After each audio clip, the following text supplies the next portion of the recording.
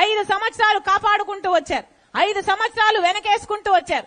కానీ ఇదంతా ఒకెత్తైతే ఈ రోజు 5 సంవత్సరాలు అయింది, న్యాయం చెయ్యకపోగా మళ్ళీ అదే మనిషికి, ఎవరైతే సిబిఐ నిందితుడు అక్యూజ్డ్ అంటుందో అదే మనిషికి మళ్ళీ జగన్మోహన్ రెడ్డి గారు ఎంపీ టికెట్ ఇచ్చారు.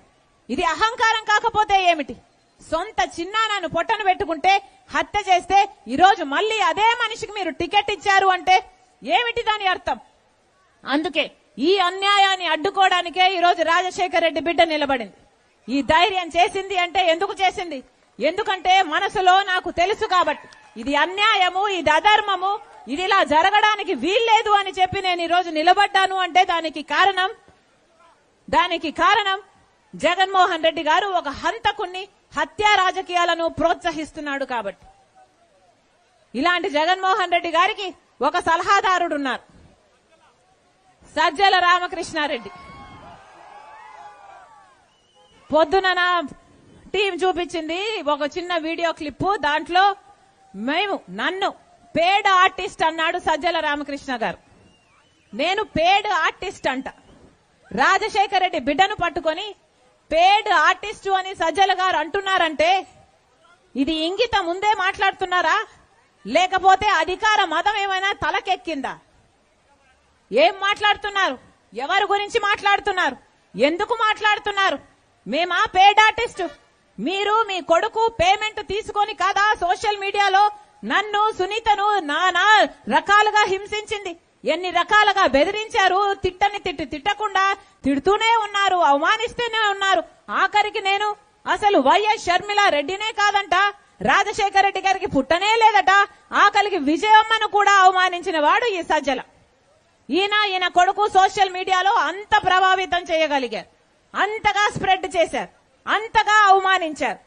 అలాంటిది ఈరోజు సజ్జల గారు ఇంత ఘోరంగా మాట్లాడుతుంటే ఈయన జగన్మోహన్ రెడ్డి గారికి సలహాదారుడుగా ఉన్నారంటే ఇది జగన్మోహన్ రెడ్డి గారు చేసిన కర్మ కాకపోతే ఇక ఏమిటి అని అడుగుతున్నా. సజ్జల గారికి చెప్తున్నా, నోరుంది కదా అని పారేసుకోకండి. ప్రజలు గమనిస్తున్నారు, బుద్ధి చెప్పాల్సినప్పుడు బుద్ధి చెప్తారు. అంతేకాదు మమ్మల్ని పేడ్ ఆర్టిస్ట్ అంటున్నారే, మీ ఇంట్లో ఆడవాళ్లు లేరా?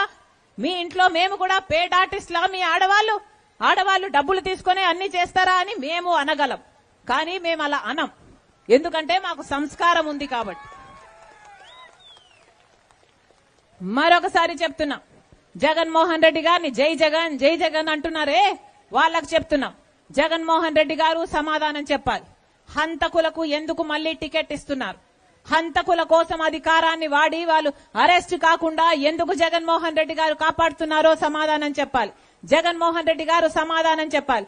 వివేకానంద రెడ్డి గారిని హత్య చేస్తే, గొడ్డలితో నరికి చంపేస్తే, ఇల్లంతా రక్తపాతం అయిపోతే ఆఖరికి అది హత్య కాదు హార్ట్ అటాక్ అని సాక్షిలో ఎందుకు చెప్పారు ఆ రోజంతా అని జగన్మోహన్ రెడ్డి గారు సమాధానం చెప్పాలి. వివేకానంద రెడ్డి గారు చనిపోయినప్పుడేమో సిబిఐ ఎంక్వైరీ కావాలి అన్నారు. తీరా అధికారంలోకి వచ్చాక జగన్మోహన్ రెడ్డి గారు ముఖ్యమంత్రి అయ్యాక సిబిఐ ఎంక్వైరీ వద్దు అన్నారు జగన్మోహన్ రెడ్డి గారు. ఎందుకని అని అడుగుతున్నాం. ఒకప్పుడు సిబిఐ ఎంక్వైరీ కావాలన్న వారు మీరే వద్దంటున్నారు అంటే మీకు ఏ నిజం దాయడానికి మీరు చూస్తున్నారు అని అడుగుతున్నాం. మీకు ఏ నిజము దాయాల్సిన అవసరం లేకపోతే, మీరు దోషులు కాకపోతే సిబిఐ ఎంక్వైరీ చేసుకుంటే ఇక ఏ ఇతర సంస్థ ఎంక్వైరీ చేసుకున్నా మీకు ఏం అభ్యంతరం ఉండాలి? ఎందుకు ఆపుతున్నారు అని అడుగుతున్నాం. జగన్మోహన్ రెడ్డి గారు సమాధానం చెప్పాలి. ఈ రోజుటి వరకు హంతకులు యథేచ్ఛగా బయట తిరుగుతున్నారు.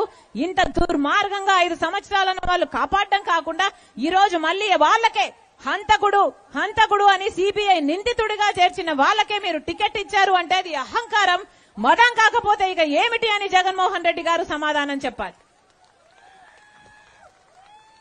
ప్రజలే నిర్ణేతలు.